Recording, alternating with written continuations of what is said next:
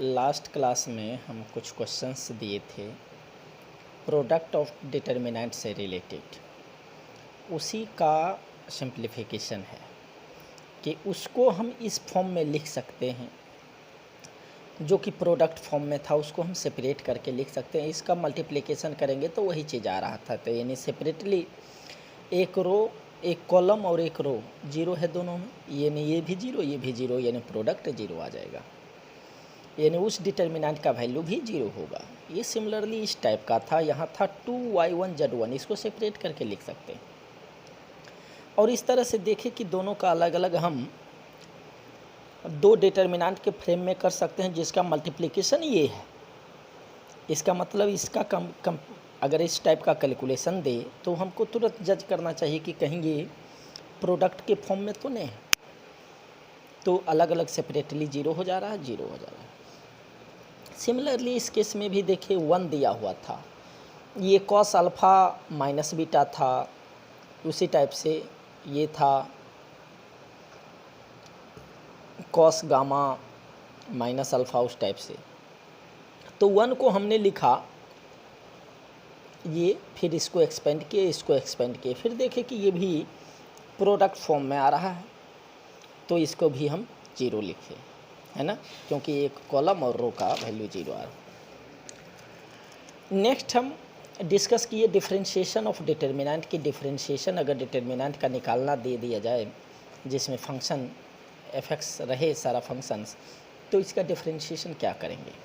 एक तो डिटर्मिनेंट का करके प्रोडक्ट फॉर्म में कर सकते हैं, लेकिन दूसरे मेथड से देखें तो किसी एक रो को डिफरेंशिएट करेंगे या एक कॉलम को डिफरेंशिएट करेंगे, बाकी को रिमेन अनचेंज्ड, कोई चेंज नहीं करेंगे। देखो एक को रो वाइज हम लिए, इस रो को डिफरेंशिएट किए, बाकी कांस्टेंट, फिर प्लस दूसरा को डिफरेंशिएट किए, rest of the things are constant, फिर प्लस तीसरा को डिफरेंशिएट किए, बाकी दोनों कांस्टेंट। ये प्रोडक्ट टाइप का है कि प्रोडक्ट जब 2 या 3 रहता है ना टर्म प्रोडक्ट में, तो उसी तरह करते, एक को डिफरेंशिएट करते हैं, बाकी दो कांस्टेंट, फिर प्लस नेक्स्ट को डिफरेंशिएट करते हैं, rest of the terms are constant, और फिर उसी तरह एक और को डिफरेंशिएट उसी तरह से। ये हमने एक सिंपल एग्जांपल लिया, उसको समझाया। ये एक क्वेश्चन दिए कि अगर 2 डिग्री का है तो इसका डिफरेंशिएशन, इसका डिग्री क्या होगा। तो हम सोचे कि अगर एफ डैश रिलेटेड है तो let us differentiate this one.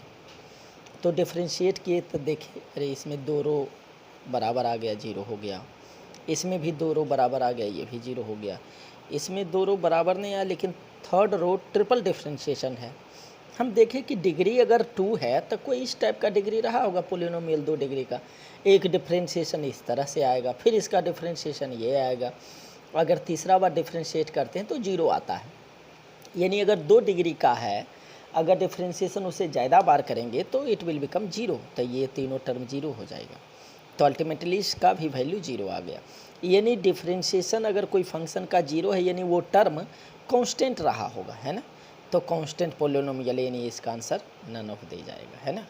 तो ठीक है, यहीं तक। नेक्स्ट क्लास में हम डिस्कस करेंगे एप्लीकेशन ऑफ डिटर्मिनेंट। ओके।